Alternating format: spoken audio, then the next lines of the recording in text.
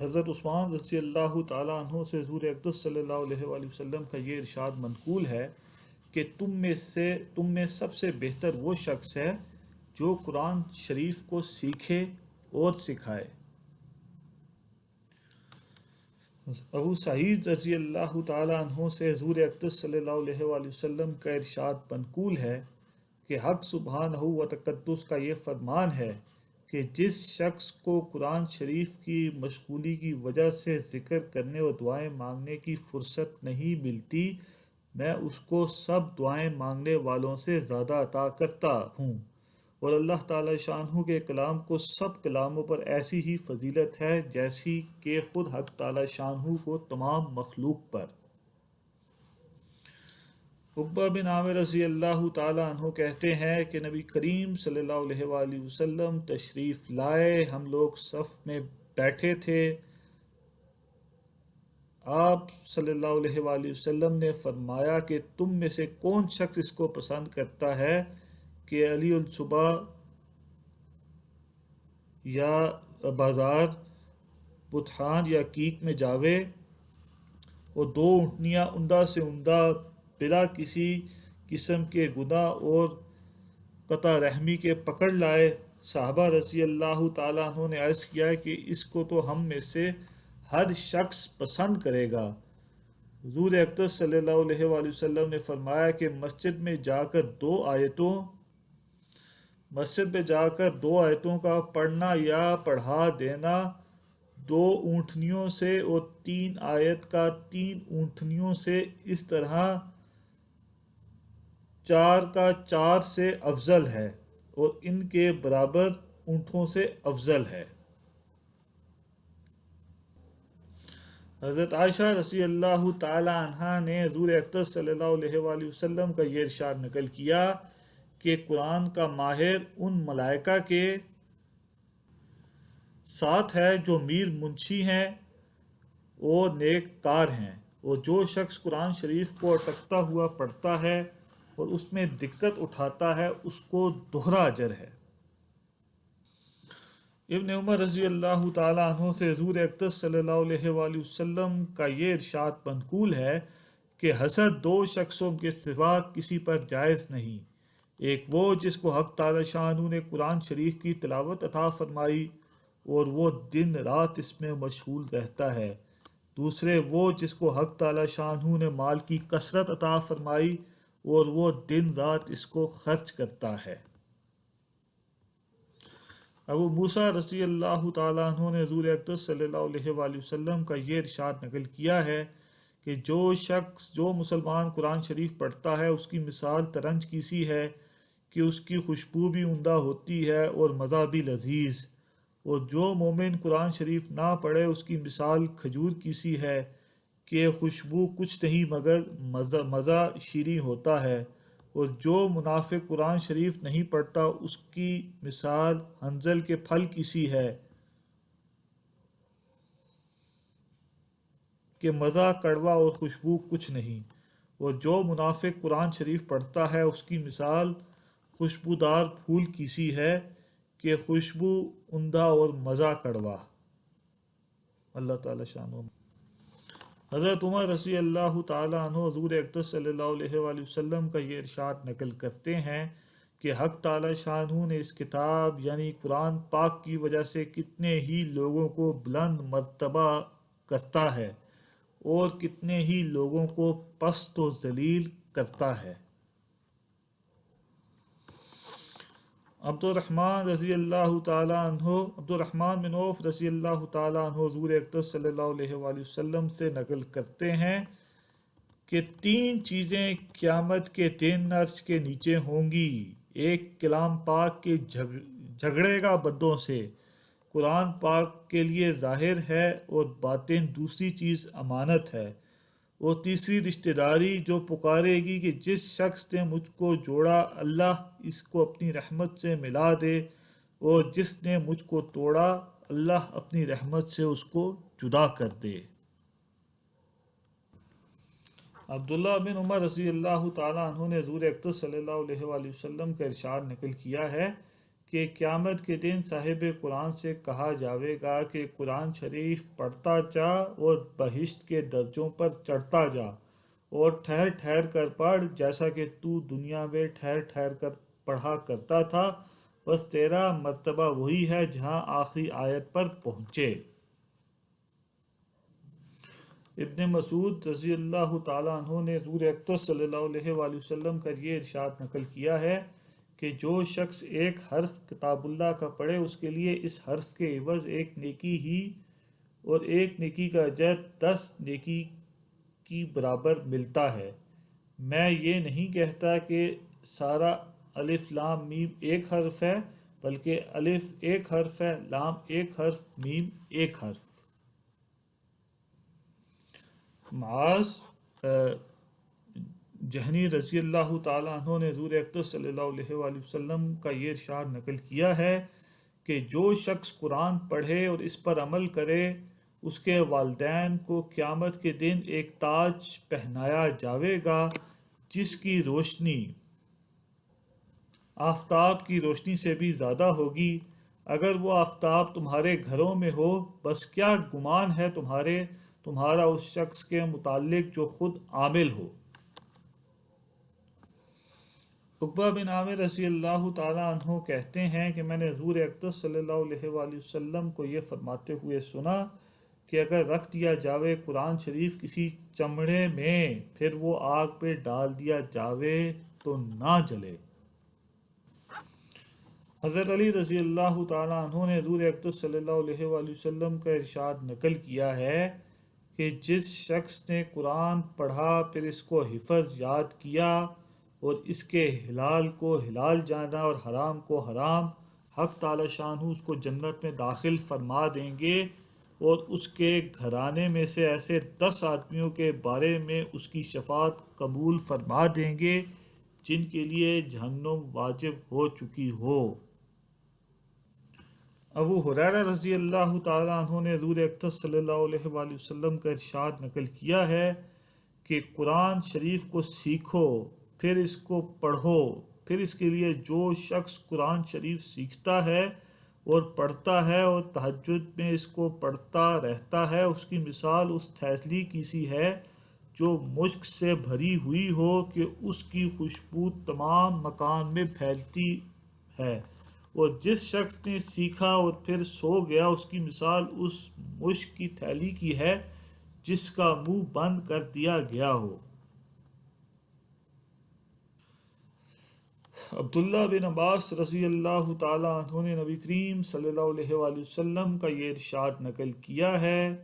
کہ جس شخص کے قلب میں قرآن شریف کا کوئی حصہ بھی محفوظ نہیں وہ بمنزلہ ویران گھر کے ہے۔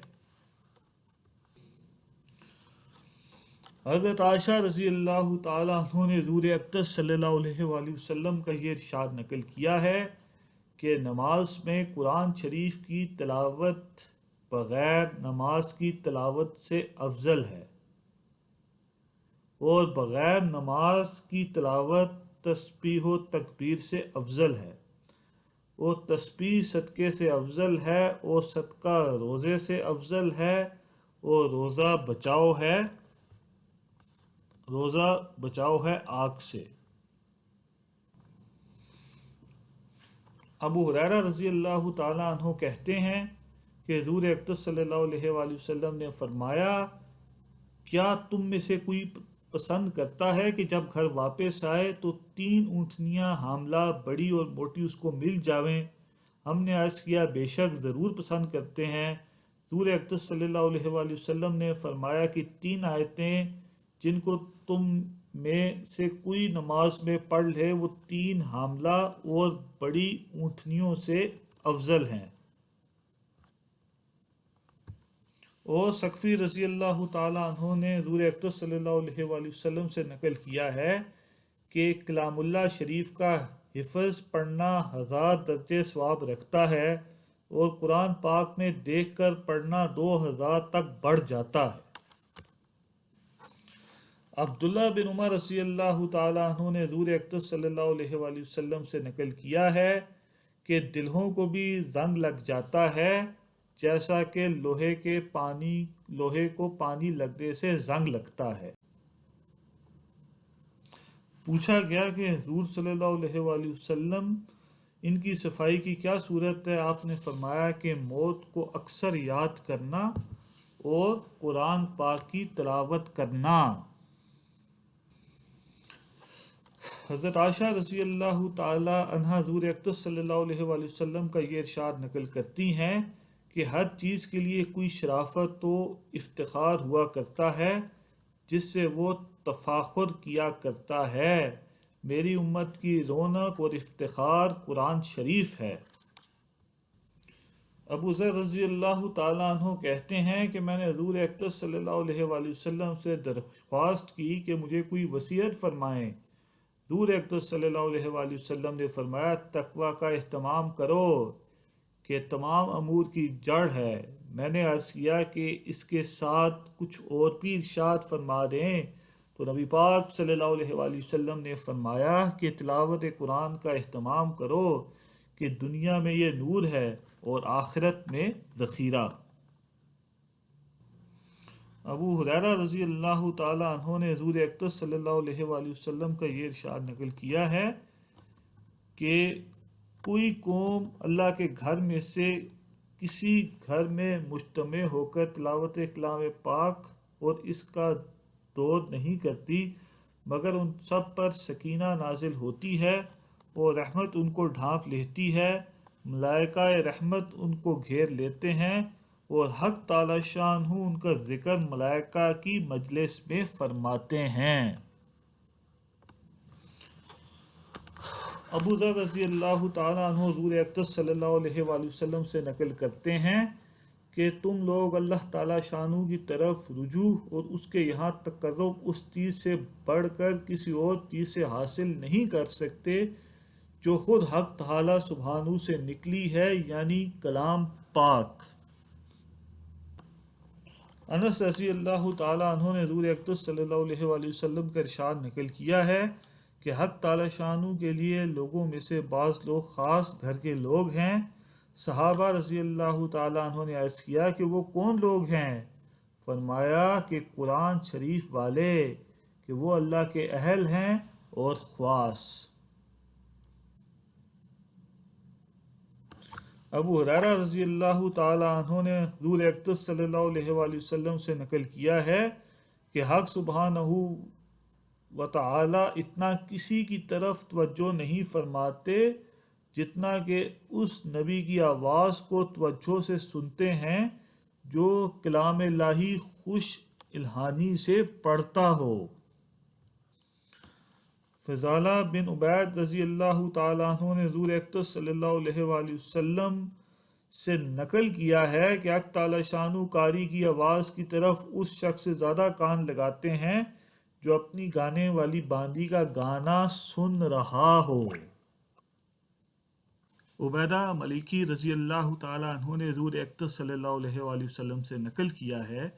کہ قرآن والو قرآن شریف سے تکیہ نہ لگاؤ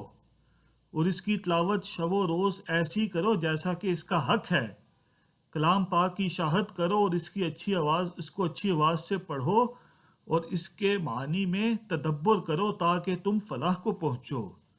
اور اس کا بدلہ دنیا میں طلب نہ کرو کہ آخرت میں اس کے لیے بڑا اجر و بدلہ ہے۔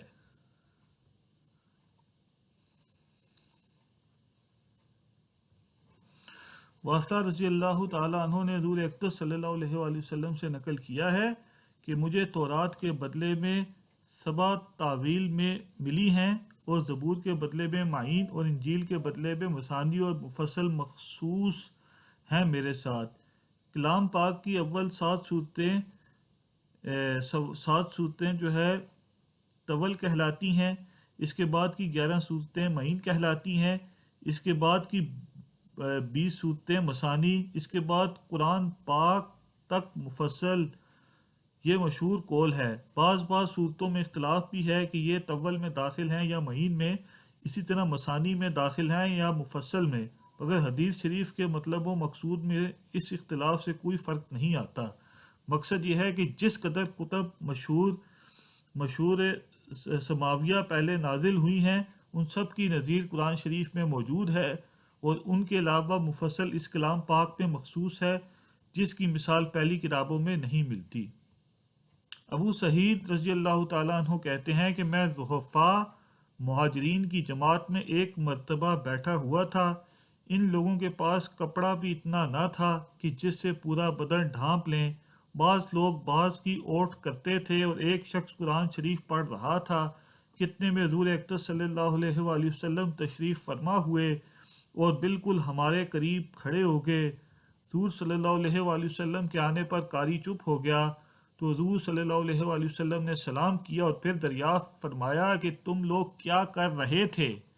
ہم نے عرض کیا کہ کلام اللہ سن رہے تھے۔ حضور صلی اللہ علیہ وآلہ وسلم نے فرمایا کہ تمام تعریفیں اس اللہ کے لیے جس نے میری امت میں ایسے لوگ پیدا فرمائے کہ مجھے ان میں ٹھہرنے کا حکم کیا گیا۔ اس کے بعد حضور اقدس صلی اللہ علیہ وآلہ وسلم ہمارے بیچ میں بیٹھ گئے تاکہ سب کے برابر رہیں، کسی کے قریب کسی سے دور نہ ہو۔ اس کے بعد سب کو ہلکا کر کے بیٹھنے کا حکم فرمایا۔ سب حضور صلی اللہ علیہ وآلہ وسلم کی طرف منہ کر کے بیٹھ گئے، تو حضور اقدس صلی اللہ علیہ وآلہ وسلم نے ارشاد فرمایا کہ اے فقراء مہاجرین،